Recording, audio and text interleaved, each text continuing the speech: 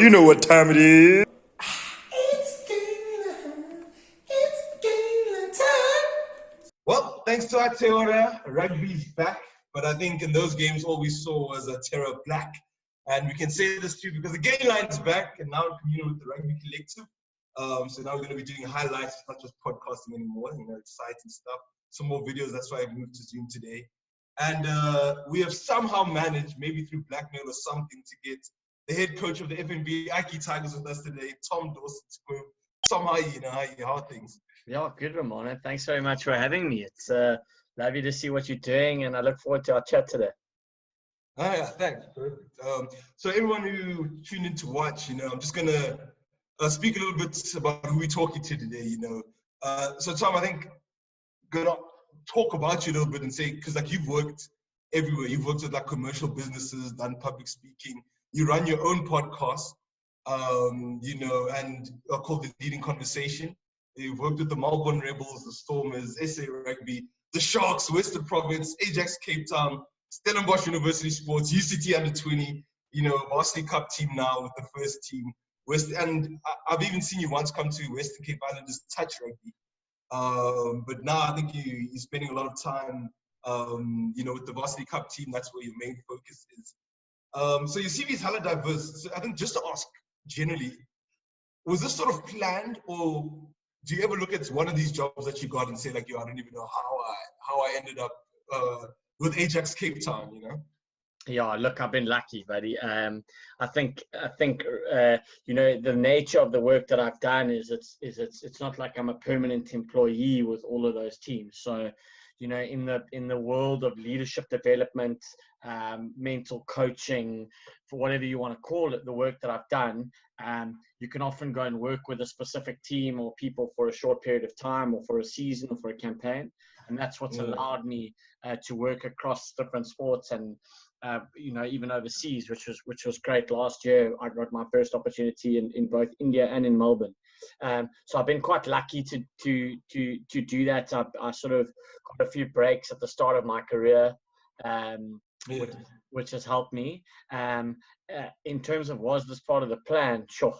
But I didn't even know what I do and existed when I was younger, I kind of was at Varsity and I started coaching a bit of rugby and a bit of cricket, and the next thing I was, I realized that there was a field that I could go into that married a bit with what I was studying, and I suppose, what are we now, 11 years later, I'm still luckily doing this work, so it's great. Yeah, so that's it. So I think you spoke a little bit about how the nature of the job is that you only work for a short period and then you have to find something else to do, or you get sent somewhere else. Is that a stressful thing to know that actually at the end of the season, I don't know where I'm going to go? Or do you usually have an idea of what's going to come up next? Yeah, it's the nature of the work. So, essentially, call me an entrepreneur, I suppose. I'm not employing other people, but essentially I'm just a self-employed person who start a business, and that business is around having different clients at different times. So yes, there is stress. I think what you try and do is you try and get what we would call a retainer client. So I might know that, for example, now I'm with the Stormers for 12 months. It's nice, okay, I've got X amount of money coming in from this client, and then in my other time, I will work with this team and that team, or this company and that company. So I suppose there is stress. And there might well be more stress coming up for me, but the nature of it is that I suppose I've been okay for now. Okay, yeah, so you just got to understand that's how it is. Yeah, it's how it is. It allows you the flexibility, so there's a lot of positives to it as well. I've got the flexibility, I've got the opportunity to go and work in different places, and any given week you might be with a company here doing leadership development, you might be working with this team, I might have the rugby team, and it's an awesomely diverse week, but yes, the risks that come with it are that you might end up having no clients at some point, and then you don't have any money coming in, so you've got to be clever with how you have a good month, don't spend it all at once, Yeah, all right. So thanks for giving us a little bit of insight into the, let's say, call it that administrative lifestyle part of it, not where you're on the field talking about it a bit. We're going to get into that a lot. I've got a lot of questions to ask about the general life. But I think before we do that, can we talk about the Rugby Aotearoa that started a bit, that started last week? And then can I ask, like you said, you know, you're freelancing, well, not really freelancing, you're looking for opportunities, different things come. But now as a coach that deals with rugby a lot, do you ever get to just sit and enjoy those games and be like, it's rugby? Or do you sit there with like a pen and paper, like, okay, you know, where's rugby going and where, you know, what I need to look out for? Yeah, it's a funny one that, like, I actually thought about this last week. I was as excited for the Aotearoa to come back and watch, you know. I mean, I didn't exactly crack up here and watch it at 9 o'clock in the morning, but I maintain the excitement around watching the game. I love it. I love the intensity of the game. In fact, I said to my wife, she asked me before, she's like, what do you think the game will be like? And I said, you know, probably a bit slow and a lot of errors because, you know, they've been off jeepers, wasn't I wrong? You know, there was a beautiful intensity to it and skill level, especially that first game. I thought the skill level was incredible. So I do enjoy it, but I'd be lying if I said I didn't have a pen and paper, but I had my phone with me and I was WhatsApping a fellow coach pretty much through the whole game. And we were just talking about the breakdown, and we were talking about how we wanting to attack at UCT and what we're seeing and what we're doing. So yeah, it's not complete leisure, but I like it that way. I like it that way. Yeah. Well, I think you spoke a little bit about, you spoke to one of your coaches about what they saw at the breakdown. And I felt in that game, you know, those guys were strict at the breakdown, like the refs went hard. Is that something that now you're going to have to like remember? Is it something you might expect when, you know, Varsity Cup does come back? And are there any ideas about that, or are you just like really waiting and see? No, the first message I sent as soon as the game ended was to the referees manager from SA Rugby. And then we had a conversation because I said, look, what's going on here? Look, there's no doubt, Romano, that we're going to have to adapt. I think one must be careful. You know, it's week one. It's week one, and it's not new rules or laws. It's just they're blowing, the interpretation is different. So I think we've got to wait and see how a few weeks go. Obviously, the Australian comp starts in 2 weeks' time as well. Then our Curry Cup, or whatever we're going to call it, will start in hopefully September or late August. So we'll pick up a lot of data from that, you know. So you don't want to overreact too soon. But it does appear clear and obvious that, you know, you can't just be going head down into a breakdown without either having cleaners right on your back, or probably more for us, just trying to keep them all alive, you know. So have as few rucks as possible. And then from a defensive point of view, you know, our team, we want turnovers. So our whole philosophy is to try not to defend for too long. So, you know, if this brings the poachers into the game, then we welcome that. We love it. Okay. I think maybe I need to make a note, because you did say, you gave us a hint about how you want to approach the season with Varsity Cup, with UCT in terms of attacking the breakdown. So we'll get to that. Hopefully I remember. If I forget, you can remind me. But you did talk about sort of calling up the refs at SA Rugby after, you know, seeing what happened in the first few games. Is that something that happens quite a lot, you know, at your level of coaching, where you can call refs and be like, hang on, how do we need to coach the breakdown? What do we need to know? And I think just like a double question, are you able to sort of call other coaches? So let's say you go down to Puka and they give you a high day. You know, God forbid, it'll never happen. But are you able to talk to the head coach of Puka and be like, yo, can you at least tell us what we did wrong? Because we do not know what is happening. Yeah, no, cool, good questions. I'll answer your first question. So yeah, but I do always try and chat to the ref that we're going to have on a Monday night in the week. So generally on a Saturday, you'll phone them. I also speak to the manager of the refs. They would have different trends and things that they're seeing. So they might see that our lucid prop is doing something at a scrum, and then I try and get that information so we can coach around that. Different refs have different things that they're interested in. So I will find out, you know, what is it that you're particularly looking at. But what I learned in this campaign is I might actually stop ringing the ref from the Monday now. But I'll definitely ring the manager. Yeah, I'm not sure I got as much value as I would have liked. I think I definitely want to rid the manager just to see what trends there are. And then what I would like to do is get refs down to our practice. So if the scrums are practicing, we need a ref down there. We need to know what they're looking, because they all talk to each other. I won't go many weeks now without having a ref down at our practice. I think it's madness not to, you know. And that's not trying to be clever or slimy or anything. It's just good coaching, you know. Yeah. And so is that something that's really accessible to you? Are refs generally willing to come to your practices and have a look at how you scrum and Yeah, WhatsApp you back? yeah. Remember, they get evaluated too. So the more they Mm. can let a game flow and not have a million penalties and what have you, it's better for them. So if they live in the Mm. area, I mean, we had Egan Seconds came down to our practice. He was excellent, and he's a nice guy, and we know him. And yeah, they're very amenable. Also, you know, like you might practice your passing. A ref needs to practice his perception. So he actually is quite keen to Yeah. practice. So I know at both the Stormers Yeah. and at UCT, we try and do that. It's helpful. It's helpful for both parties. Yeah. Yeah. So that's quite exciting. That's actually something I didn't know existed at all. I thought you just show up with whatever ref you have and then roll with it. So that's No, actually jeez. quite exciting. No, I mean Um, the Springboks will tell you that like one of the huge part of their success in the World mm, Cup was their ability to manage refs better. A lot of yeah. studies, a lot of understanding, profiling the refs, understanding what they're trying to get, meeting with them beforehand with the leadership. Yeah, there's a lot that went into it. Okay. So you hinted a bit with about how you wanted UCT to play with in terms of attacking the breakdown, turning over ball, so that you don't defend, that much. And I want to link it a little bit with the Chiefs game, Chiefs Islander game. I mean, what other sort of factors of the game do you really want to be able to manage generally? I know you want to manage everything, but are there certain things that you look at specifically? You mentioned breakdowns, being able to turn over the ball, or line out something that you want to dominate, those kind of things. Yeah, it's a good question, Romano. So most teams will have what we call a game model. And a game model will then, you can't do everything. So you can't say, I want to dominate scrums, lineouts, kicking it, like you can't. So you'll have a game model, and those things need to sort of collectively work together. So a game model, from how I see it, is like if I'm a coach, what do I want to give my team a lot of opportunities to do? And what do we want to give another team a lot of opportunities not to do? Does that make sense?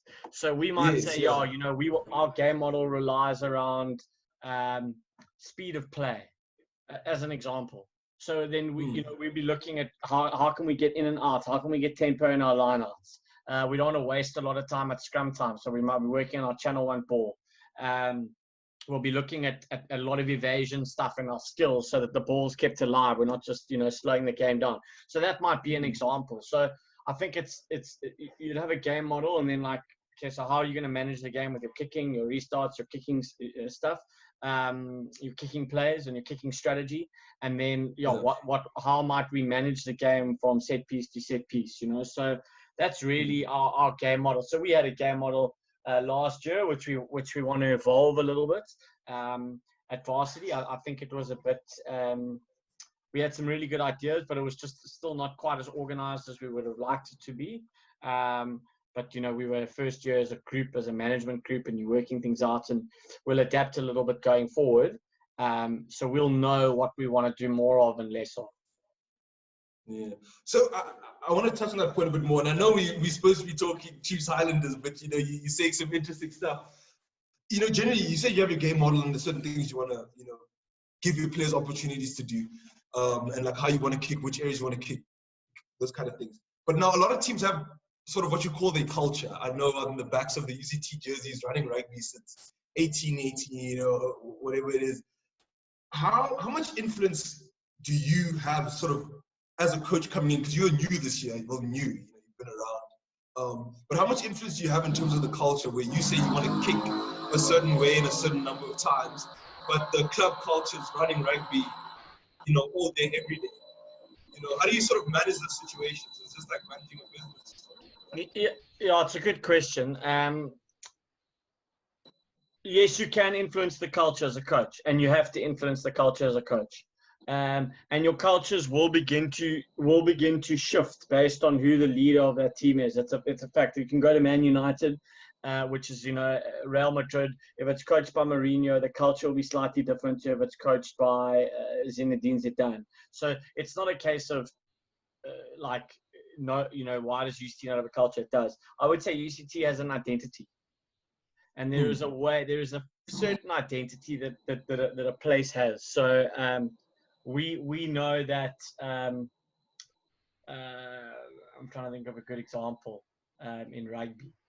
like the Springboks identity is you know, they're gonna set pieces important, defense is like it's abrasive. Let me put it like that. The Springboks identity is abrasive. So if you come in and you want to coach the Springboks and they're throwing sunny bills and there's not physical, I think you're going to battle because you're going away from the identity of the player. So I think, you know, I might have a way of seeing the game and how UCT should play, but there's an identity that exists at UCT that if you try and go too much against that, I'm not sure you're gonna win. You know, one of the best examples of it actually is a school team called Bishops. And Bishops have a very much an identity, you know, like they're going to run a lot. It's a fast-paced continuity game. Like that's their way, you know. Now, of course, if they've got an unbelievable pack of forwards, and it might change a little bit. And depending on who's the coach, there might be some things that begin to change in their culture, which is the way they behave. But their identity of playing is unlikely to change too much. And I think that's the same with UCT. Like we've got to play. Varsity guys want to play, you know, you know, like they want to play a little bit. They want to have some free spirit. We can't be an overly structured team. It's just not in our identity, you know. So I think if I try to take the team in a direction that was highly disciplined, highly structured, highly organized, this is highly mapped out, I think we'd battle. Yeah, that makes sense. And I like the point you brought up about identity versus team culture. You know, it's a bit more specific. I think they're linked. I think they're very linked. They're very linked. But generally, you know, a coach, like I'm temporary. I'm here for a couple of years and then I'm out. UCT rugby's been around for years, so it's got an identity. It's got a feel about it, you know. So that's the thing. Just last question before we get back into the game. It's just a bit more of a sort of coaching question because I know you come in with the team. You know, you're not there by yourself, telling everybody how to do things. How, as maybe sort of as a head coach, do you consolidate sort of the other ideas and goals of your other coaches, you know, your teammate coaches? You know, if you ever find yourself in conflict, how do you manage those situations where one person says 22 on your left-hand side, we always kick because we want to pass to our right-hand side, where you is, let the boys play. How do you deal with that kind of, you know, situation? Yeah. A great question. I mean, that for me is the crux of coaching. Like managing your management team is first and foremost. You know, a lot of people talk about how you manage players, and you want to do that, and you want to coach them as best possible. But you're right. You know, it's a big team, so it's an important thing to get right. I mean, for me, I sort of have a philosophy that you don't pick Jacques Callis and then tell him that he can't cover drive. Do you know what I mean? So, like, if I get a coach, I've got to let that coach do what he's good at. What it has to do, so I want to let a coach do what he's good at and what he's passionate about, because then I think he's going to coach well. The only things, what you do is you need to create a framework for them. So that needs to fit within the game model. Because if you're just doing your own thing for your benefit, that's not benefiting the team. So it needs to fit within the game model, because rugby is not cricket. Rugby is very interdependent. Cricket's more individual. So it needs to fit in the game model, and you need to be able to sell it to me. Because if you can't sell, and that doesn't, I'm not saying I'm important, but if I can't back something that I don't understand. So you've got to be able to sell it to me. And then my way is I'd like to challenge. So I like to ask, like, can we do that better? Why are we doing it? Why are we doing that? You know, we just had a meeting now. We were just discussing how can we do our meetings better? Because I'm not sure we do all our meetings well enough, you know? So if you're a student rugby player, you don't want to be sitting there and the meetings are crap. I don't understand them. They're long. They're boring. We can't have that, you know. So I like to allow the guys to do what they're good and passionate about, but challenge and make sure that I create the framework so that the stuff combines well. All right. Yeah. Thanks. A lot of things worth writing down. I think I'm going to bring it back to this last Chiefs Highlanders game, and then we're going to move on to the next one. I know I've been watching because you also do Inspire in 60s. You had a bit of an Instagram sort of campaign, can we call it that? Inspire in 60 seconds. And I messaged you about one of the stories you told about a college basketball team where the star player said, "No, coach, let me take the shot," even though there's a play drawn up. And then I asked you about it a bit. So I'm going to bring it up again for the viewers today. And then link it back to rugby. So what do you do if you have a situation like in the Chiefs game where Gatlin scores a drop goal, you know, near the end like he did against the Crusaders back in the day? He's got a lot of highlights. after Damon McKenzie did his drop goal, trying to say I'm back, maybe, I don't know. That's beside the point. What do you do if you find yourself in a situation where, I mean, your team is under pressure, you guys need a bit of a score before you go back, and maybe you have an opportunity to talk to the players. Maybe you find yourself behind poles and you say, look, we're going to find ourselves inside their 22. We're going to just keep the ball until we score. And then a player says, coach, let me take a drop goal. You know, how do you sort of manage that conflict if that ever arises where you have your fly half or fullback or whoever saying, coach, I can keep this drop goal, but you've told them, no, we're just going to hold on to the ball until we score a try. You know, what do you do in that situation? There's probably very little I can do in the game.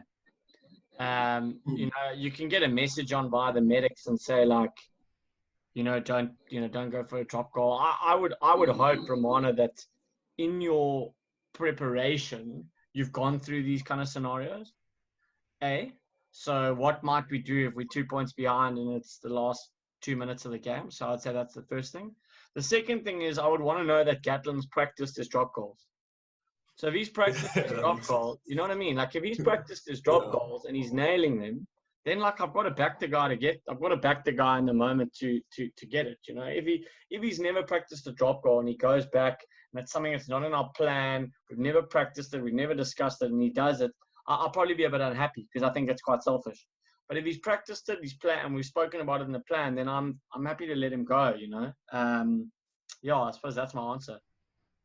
Yeah, so it's about what you do before. You know, it's always like I think you're saying it's always a little bit before. You don't just show up to the game and decide this is what we're going to do. There's practice, and you know what you need to do. Yeah. So thanks for that. So let's move down to the Blues versus the Canes.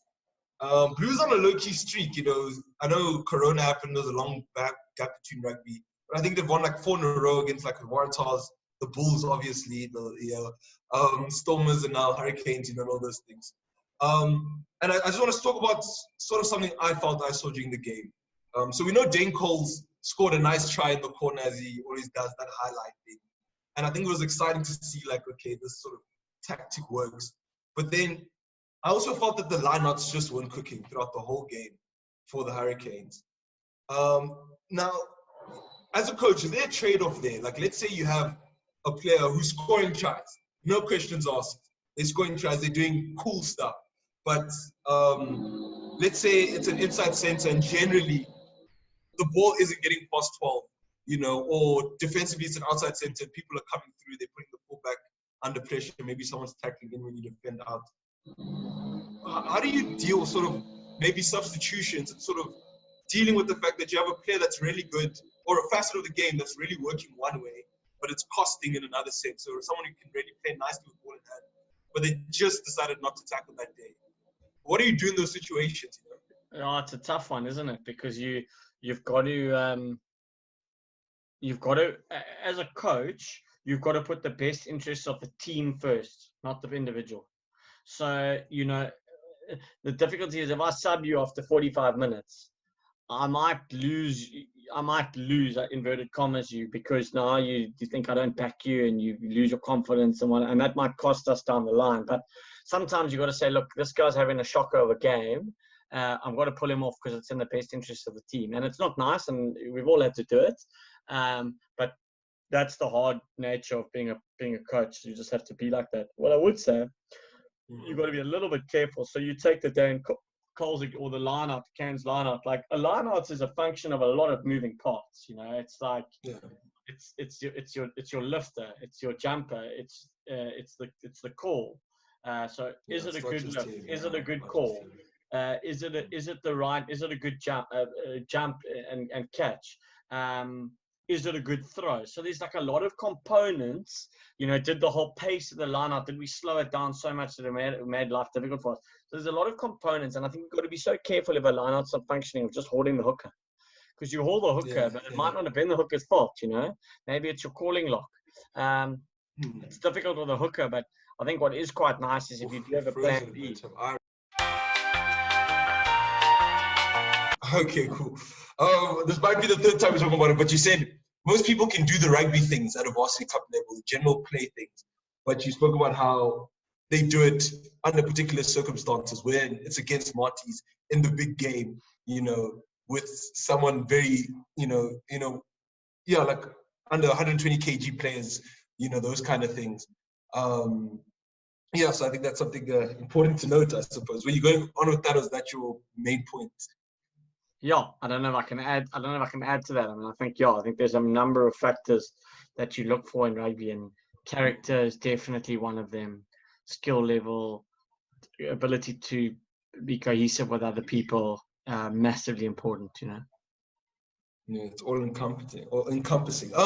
Yeah, so I think maybe just you know, I just want to ask one thing before you round up sort of the Hurricanes Blues game.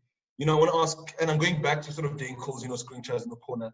Do you think, just like opinion-wise, do you think that's just sort of out of his ability, or do you think that's something that comes as a result of the way the team plays? That you could put any hooker who is moderately fast in Dane Cole's position, and you get those certain tries?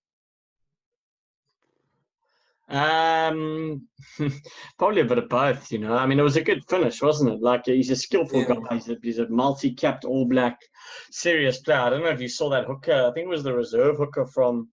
Was it the reserve hooker from the Canes as well? Also, massively quick chap who came on. Yeah. So yeah, look, it's set up like that way. You know, their hooker's going to be in the trams. They want to bring the ball back and be able to score. So I think it's a great plan that they've executed well as a team. And I don't think any hooker could have scored it. It was a great finish. He had the pace. He had, he caught the ball. He did everything that he needed to do. So yeah, probably a bit of both, but definitely part of the plan. Yeah. Okay. Thank you for that. I think I just want to ask, do you have any big takeaways from Rugby Aotearoa those first two games, or were you just enjoying the rugby that you want to share with us before you ask more coachy questions? No, I mean, I think the big takeaways are just going to be monitoring how the way the game's refed, because if they're going to be refed like that, teams I think are going to kick more. Because you're just more likely to be turned over. So the risk of attacking is going to be too high. So I see teams that using more kicks, or more attacking kicks. But I don't think that'll mean fewer tries, because I think with turnovers and loose play, there'll be more tries. You know, so that's where most tries come from, is turnovers. So I think that was definitely one thing to watch. I think the Chiefs looked like they wanted to play. They wanted to play at pace, and they wanted to play quite flat. Quite a flat attack. With a high intensity level. I would say those would be the things. And then I think the third thing I would say is we're just obviously really keen to see the Crusaders play. You know, they've been the benchmark of teams in the world. And I think it'll be nice to see them come up against the Canes. I'd imagine they'd be favourites, but it'll be nice to see how they play and how all teams tactically play now that week one is gone. I sense there might be some change of tactics, so that's what I'll be watching for keenly on both Saturday and Sunday. All right, and now I'm going to put you under a bit of pressure without seeing the new Crusaders play and all that. Do you have any just quick predictions, that I can go gamble with, do some Super Brew, I suppose, for the two games coming up? Yeah, I haven't seen their team sheet, to be honest. So I might be speaking out of turn, but I would have thought, is it in Christchurch? No, it's not in Christchurch. It's what is it? Waikato. Yeah. Waikato. No, aren't they playing the Hurricanes? Oh, sorry, Crusaders. Sorry, it's in Wellington. Yeah, so it's not. Yeah, rather. Sorry, I got the wrong game. That's all good. Yeah. I think it'll probably be tight, but I would have thought that the Crusaders would take that. But I think it'll be very tight because they obviously haven't played before, and the Canes have now got the benefit of a game. So they'll have more rhythm. Yeah. So I think tight, but I'd say the Crusaders by not much. 2. Still want to give it to them. And then quick Chiefs Blues. I think the Blues are dangerous and they're going to get better. I think Leon McDonald, from all I heard, is an outstanding coach. The Blues have always been a bit like disorganized, and they seem like they're getting organized and they're fit. Great 8th man. They got the Ioannis. The captain Tupolotti is a special player. I would say the Blues. Just they're all going to be close. They're all going to be close. Yeah, as it is. All right, I'll hold you responsible if those predictions are wrong. I've got big money on it now. No problem. Yeah, I think let's just talk a bit more now that we've talked a little bit about Rugby Aotearoa. And I just want to ask you more general coachy stuff. And I just want to ask, maybe at your higher level, because you've been around, you've been with Super Rugby Currie Cup teams, and you spoke about being able to talk to refs and bring them in. But what's the coaching culture like between opposing coaches? Are you members able to talk to each other for the betterment of the game, or is it rather competitive whilst the season's on? Yeah, different for different people, Ramona. I think there might be a coach that you don't like or you don't get on with, but I think sorry, I know you asked this earlier, I didn't answer it properly. Often after a game, certainly at Varsity Cup level, we'll say, so what were you looking at? What did you see our weaknesses as? And we might share. I'm not massive on that, to be honest. But I do like to chat to the guy, but I'd rather just have a beer and find out what the guy's like. Like I might say, oh, what were you looking at? And we'll talk a little bit about, you'll talk a little bit about, oh, so you guys played Gymless. What was that like? And you share some ideas. And I like that. It's cordial and it's fun, and just see how they're how they're doing in their lives, But some coaches do like to ask, so, you played against us. What were your analysis? What were you looking at? Yeah. But generally, there's not many people who don't like each other. There's not too many people who don't like each other, Yeah, that makes sense. I think maybe just a few more, and could you call it rapid fire questions? Because when you talk about the things you do when you're coaching, you're not just doing the rugby things. You're talking about how a person is, as a human being and how they relate to their players. You talked about speaking to referees, before the game and trying to get them to practice. So, would you view? And I was talking to this one member, Tinzi Mabeta, Faj Mabeta, and he was saying. And he was very adamant about this. He was saying, like, we need to stop calling rugby coaches coaches. We need to start calling them general managers, like in football, because they have responsibilities outside of just telling you where, when, and how to kick. You know what I mean? So, have you felt that? And is that something that you hold as equal as teaching a player how to, drift off the ball? Yeah, Mtunzi, in my opinion, is spot on. He's obviously got experience as a professional player, so he'd know maybe better than I would. But there's a large part of stuff that I do that is not catching and passing and coach. Like, it's not traditional that, if it's trying to recruit players, if it's managing players where they're at emotionally and helping that, it's managing your staff so that they are getting the amount of time that they need and balancing that stuff. It's organizing this activity, this meeting. There's a huge amount of things that you do that is not coaching. So I would agree. I think you are a general manager. Yeah. And I think so. Within that general manager talk, now that you've accepted the mantle, I might ask you some general manager questions. But do you ever see at sort of like a Varsity Cup level where you have sort of different goals from the different players that you have and coaches? You have some people who are graduating and they're not going to play rugby again. You have people who are looking to go pro. How do you consolidate sort of the different goals of the different types of people that you have in your team and say, hey, let's just make it towards winning Varsity Cup and building a nice culture, when there are some people who are looking to play for the Stormers a few weeks down the line? It's a great question, Romano, because it's a real challenge at Varsity Cup level. Is that some guys, we've actually spoken about it as coaches. Like, you got your guy who he wants to play, but he also wants to be in Tin Roof on a Friday night, and like, he wants to get a nice job in a nice firm and have a girlfriend and get married, and rugby is just something to do to make some mates. You got guys who want to become pros, which are probably the minority at UCT, which may or may not make it more difficult. And what we need to do, I think, is create an enticing product.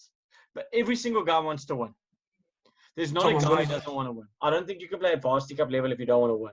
So every single guy wants to win, but you need to create something that's more than just winning and hard craft. Otherwise, you're going to lose your players.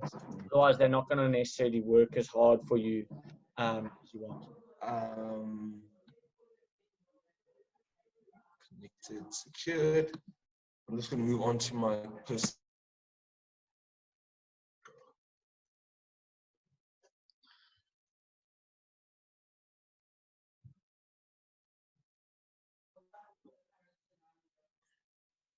You back? All right. Can you hear me now? I've been losing you quite a bit. Yeah, I got you. Sorry, All right. Yeah, you're really getting into the meat of it. No, I'll say it quicker. Basically, you'll have guys at different levels. You know, you'll have your massively bought in professional or aspirant pros, and then you'll have your guys who are playing for fun. You know, but everyone wants to win, and everyone wants to belong to something that feels special, whatever level they're at.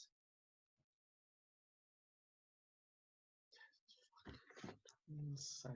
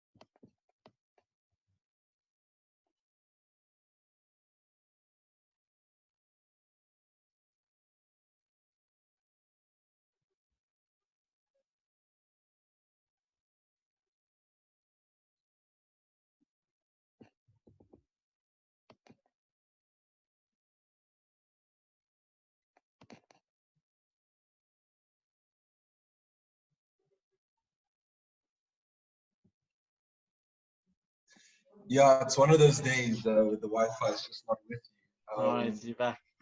I don't have Yeah. I don't have that much more time. Sorry, just as an FYI. All right. Yeah. Okay. Let me just ask you. How much time do you have? Do you think we should start wrapping up? I think I've just got big general takeaways that I might want to ask you before you head. Yeah, cool.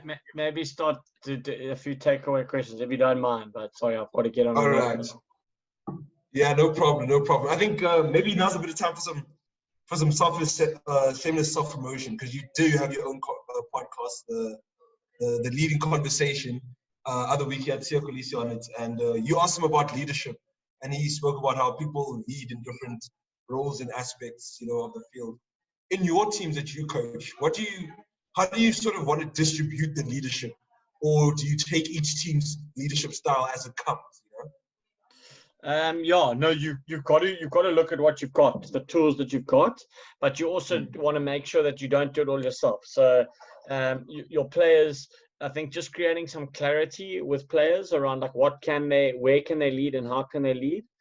So sort of helping and educating them around there is useful. And then with your management, like you as the head coach, you can't do everything. You know, you've got to delegate and get guys to take different aspects of the game, but also, you know, maybe I don't have to do every team meeting. I quite like talking to the team. I'm sort of fairly good at talking to the team and standing in front. I get energy from that, so I like to do that. Some head coaches don't like to do that. Some captains don't like to do that. I'm quite happy to work with a captain who's not much of a speaker. I like a captain who's a doer and leads like a warrior, leads from the front. It just works nicely with me. So yeah, definitely divvy it up. Yeah. And on that point, I think I mentioned Sia Kolisi. You was talking to the other day. Maybe because, I mean, you have quite an important role. You're head coach at a university's rugby team. And I think we can all both agree, I think Sia Kolisi is not the only person from Zidwe, you know, who can hit a ruck. But he's one of the few people there that got an opportunity. So I just kind of want to ask you, what's your personal view outside your restrictions on how to get more people from those kind of communities, you know, from Guguletu, from Kailicha, from Deep Sloot, generally speaking. And then also, what steps has UCT, the club, the UCT Rugby Club, taken outside your own general philosophy on how to get those sort of disadvantaged players into this realm of high-level rugby? Well, it's a great question because, you know, would Sia have made it to where he made it if he didn't get that chance to go to Grey PE? You know, probably not. In fact, he said it. He said it himself. If I didn't go to Grey, I wouldn't have been able to come from Zweden into the box, you know. And that's the sad reality of it. It's very difficult from a coaching point of view, from an opportunity point of view, because you need to play against the best to become better. You know, so coaching, opportunity, nutrition, access to facility, all that stuff, you're not getting in those township schools. So it's bloody hard. I mean, I know what they're doing at the moment is there are a lot of academies, and I know UCT partner with the VUSA Academy and do clinics and what have you. I'm not sure whether that's going to create Springboks. You know, I'm not sure. What does create Springboks? What we do know that creates Springboks is giving guys opportunities to play at the highest level. So what I think we need to do is we need to get as many talented players into opportunities, and even if getting them into your sort of private or formal Model C schools isn't the right way, at the moment I think it is the easiest way. We need to then get, let's say a Kai Licha 15 that plays, that is highly skilled, that then plays against Paul Boys or Rondebosch or Weinberg or whoever it might be, because the only way you'll make it is if you are tested at the highest level more often than not.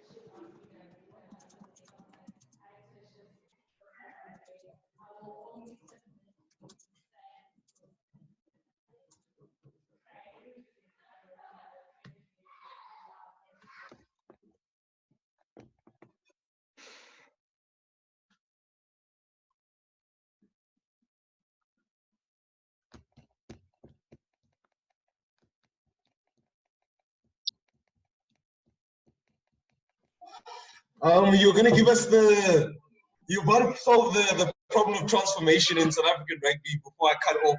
Do you just want to finish off those thoughts before we wrap up? Yeah, I don't know where I left off, but it will record on my side at least, so you'll be able to hear it. I think look, the problem of transformation is multifaceted. First and foremost, players, black players need to feel that they need to feel included. They need to feel like the rugby landscape is a place where they can belong, where they can be valued. Most importantly, because otherwise you're not going to get players choosing rugby, and otherwise rugby as a whole in South Africa is going to lose out on the majority of the population. So it has to feel like an inclusive place. How do we do that? I think it's different for different people. But I think, you know, often the culture of a place, what stories does that place tell? What are the symbols around? What does the symbols tell? So we need to make sure that those aren't exclusive. I think black people in leadership in rugby is important. You know, obviously the CEO of this world, Mzwandile Stick, you know, integral part of the coaching group. People like Jonathan McCoyna who've done well at the top. You need guys like that in leadership positions. Then I would say you need to get your top black players, or as many black players, playing at the best level. So it's you know, you don't want to see like a top schools tournament and there's not many black players playing. Like, that's a disaster. You know, you need, for me to get a better coach, I need to coach at a level that's testing me. For you to become a better player at a level that's testing you, we need to create competitions, I think, where we can get the best players from Langa, Kailicha, Guguletu, playing against Weinberg, Bishops, St. John's. And the more we can do that with great coaching and great opportunity, there's an absolute no doubt that you're going to get players coming through to the Springboks because it's just for starters, it's a numbers thing. You know, like what is the white population in South Africa? 8%. You know, like you have to spread widely. You have to get black, coloured, white players all playing. So yeah, that would be. It's not easy. It's definitely not easy.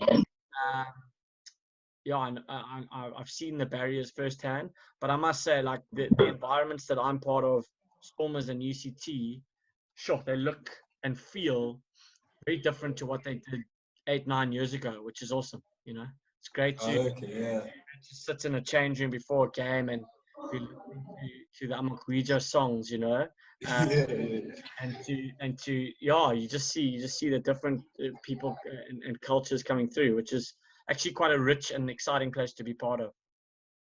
Yeah, thank you. So I think, Tom, I must say thank you for joining me. Thank you for coming out here, you know, speak to some random kid on a Friday. You're not a random I just want to say, you know, thanks for speaking to me, and you know, maybe just to put a smile on your face. You are very much appreciated. Every goal you've spoken highly of. Even in terms of transformation, people are happy with what you've done. You know, I've spoken to former transformation rugby reps at UCT, you know, it's cool. I've spoken to former players of yours, so you're doing a great job. Thanks for speaking to me. One last thing before you leave us. Anything you want to tell, let's say, kids who feel like coaching, you know, when they're done studying that thing? Yeah. What kind of things, what's that quick, if you're about to catch you know, get into your Uber and you just want to say one thing to those people, what should they look out for? What should they try and understand, you know? Spend more time asking people's thoughts than telling people your opinion. Thank you. Yeah, that's actually quite nice. Can't promise I'll heed your advice, but thank you for you know, for telling me. No, but I mean, it's you know, like Ramona, coaching is the most beautiful, wonderful thing to do, and you know, as I said to you, joking, well, not jokingly, actually, I was quite serious at the start of the conversation. You know, I wish you were in Cape Town because I've seen you. You know, you've got a high energy, and a guy like you would add so much value to any system. You know, I'm 36, I'm quite old, you know, and coaching students, to have guys who've recently graduated coaching students. You talk about transformation, you know, we need more black coaches as well, in my opinion. And I'm happy to say that, you know, I think it's important. And I just think that coaching is a wonderful thing to do. And the best coaches in all the conversations I've had over the last however many years, the best coaches seem to be the ones that keep asking questions. And the guys who never make it into the next level, they always want to tell you what they know. Do you know what I mean? Yeah. That's how I'd say. Be confident in what you know, but keep asking questions at the same time, you know, and that's what's going to make you better. All right, yeah. Well, thank you so much, Tom. You also have your own podcast, Leading Conversation. Any episodes coming up that the people need to know about? Yeah, man, thanks. Yeah, obviously we had Sia. Next week we've got Jonathan Trott, who played cricket for England, and he's from South African. And then the one after that, which I think will be really cool for your listeners, is Ben Ryan. He was the Fijian coach when they won the Olympic gold.